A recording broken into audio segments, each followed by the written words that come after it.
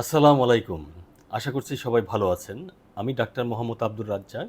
আমি একজন কিডনি রোগ বিশেষজ্ঞ, আমি একজন ট্রান্সপ্লান্ট নেফ্রোলজিস্ট। সবাইকে পবিত্র ঈদুল ফিতরের অগ্রিম শুভেচ্ছা।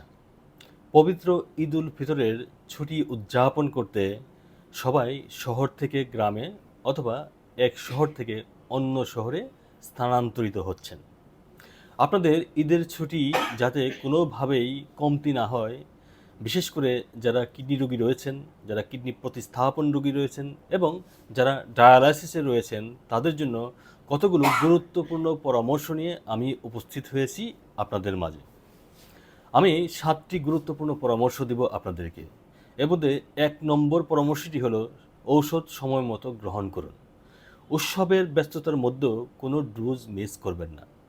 বিশেষ করে কিডনি প্রতিস্থাপন রোগীদের ইমিউনোসাপ্রেসিভ ঔষধ যেমন ট্যাক্রোলিমাস, মাইক্রোফেনোলেট, মফেটিল, প্রেডনিসোলন এই ধরনের ওষুধগুলো কিন্তু নিয়মিত নিতে হবে।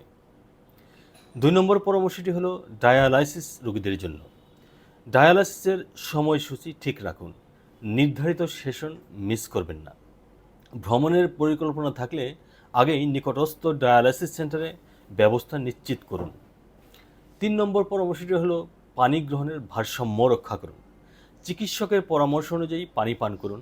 বিশেষ করে ডায়ালাইসিস ও হার্টের রোগীদের ক্ষেত্রে অতিরিক্ত পানি শরীরের ফোলা ও শ্বাসকষ্ট বাড়াতে পারে। আবার পানি কম গ্রহণ করলে কিডনি প্রতিস্থাপন রোগীদের কিডনির ক্রিয়েটিনিন বা কিডনি বিকল হতে পারে, ক্রিয়েটিন বেড়ে যায়। খাবারের সংযম বজায় রাখুন। অতিরিক্ত লবণ, গরু, খাসি, চর্বিযুক্ত মাংস, ভাজা পোড়া ও মিষ্টি জাতীয় খাদ্য সীমিত করুন যতটা সম্ভব। 5 নম্বর পরামর্শটি হলো সংক্রমণ থেকে সতর্ক থাকুন। পরিষ্কার পানি পান করুন। বাসি বা অস্বাস্থ্যকর খাবার এড়িয়ে চলুন।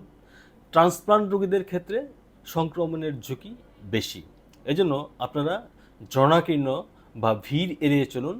প্রয়োজনে মাস্ক ব্যবহার করুন, স্যানিটাইজার ইউজ করুন। ডায়ালাইসিস রোগীরা যারা ক্যাথেটার দিয়ে ডায়ালাইসিস করান, তাদেরও কিন্তু ইনফেকশনের ঝুঁকি বেশি। আপনারা আপনাদের যে ভাস্কুলার অ্যাক্সেস রয়েছে সেটিরও যত্ন নিন।